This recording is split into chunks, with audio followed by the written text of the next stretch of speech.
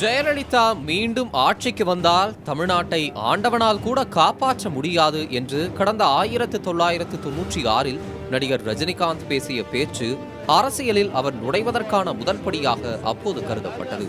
பின்னர் திமுக ஆதரவு, பாமக எதிர்ப்பு என பல தேர்தல்களில் அவர் ஒரு நிலைப்பாடு கொண்டிருந்ததை அனைவரும் கண்கூடாக பார்த்திருக்கிறோம்.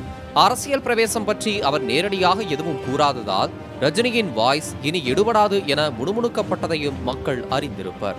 இத்தகைய சூழலில்தான் நீண்ட இடைவெளிக்கு பின்னர் அண்மையில் தனது ரசிகர்களை சந்தித்த ரஜினிகாந்த் சிஸ்டம் சரியில்லை, போர் வரும்போது பார்த்து கொள்ளலாம் என பேசி மீண்டும் ஒரு விவாதத்திற்கு வித்திட்டார்.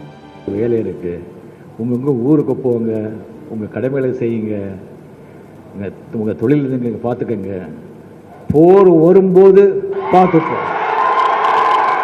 ஆண்டவா இருக்க ரமிச்சு போயிருக்க அந்த மாதிரி இருக்காங்க தேசிய கட்சிகள் எல்லாம் இருக்காங்க. பட் சிஸ்டம் கெட்டு போயிருக்க,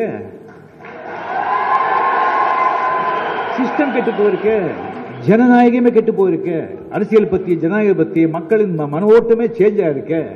சிஸ்டமை சேஞ்ச் பண்ணணும். ஜனங்களுடைய மன ரீதியை வச்சு சிந்தனை ஓட்டத்தை சேஞ்ச் பண்ணணும், ஒரு மாற்றத்தை உண்டாக்கணும்.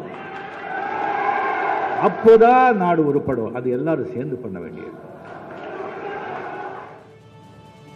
இப்போதும் அரசியலுக்கு வருவது பற்றி அவர் நேரடியாக எதுவும் கூறவில்லை என்ற போதிலும் அதற்கான சமிஞையே ரஜினியின் பேச்சு என்று பரவலாக கருதப்பட்டது. ரஜினியின் பேச்சை அடிப்படையாக வைத்து அவர் அரசியலுக்கு வருவாரா மாட்டாரா என சமூக வலைதளங்களிலும் ஊடகங்களிலும் விவாதம் சூடு பறந்தது.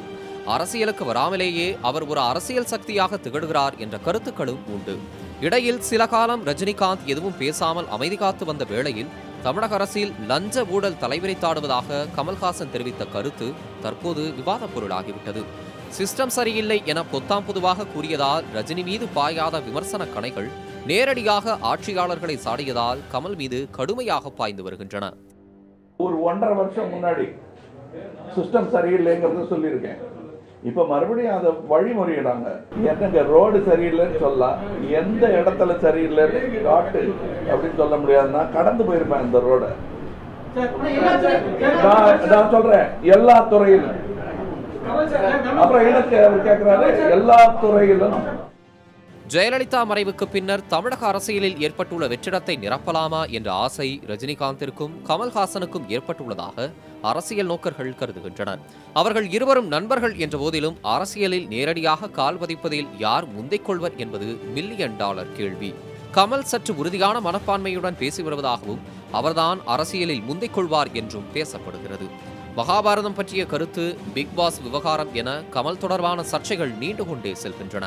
ஜெயலலிதா இருந்தபோது எதுவும் பேசாத இவ்விரு நடிகர்களும் மக்கள் பிரச்சனைகளுக்காக குரல் கொடுத்ததே இல்லை என்பது அவர்களை விமர்சிக்கும் அரசியல்வாதிகளின் கருத்தாகும். ஆனால் அரசியலில் குதித்து முதலமைச்சராகிவிட வேண்டும் என்று அவர்கள் கனவு காண்கிறார்களா என சில அரசியல்வாதிகள் கேள்வி எழுப்புவதையும் மறுப்பதற்கில்லை. இவ்விரு நடிகர்களும் அரசியலில் நுழைவது அவர்களது விருப்பம், உரிமையும் கூட. ஆனால் வெற்றி பெறுவது மக்களின் கையில்தான் உள்ளது. புதிய தலைமுறைக்காக செய்தியாளர் குழு.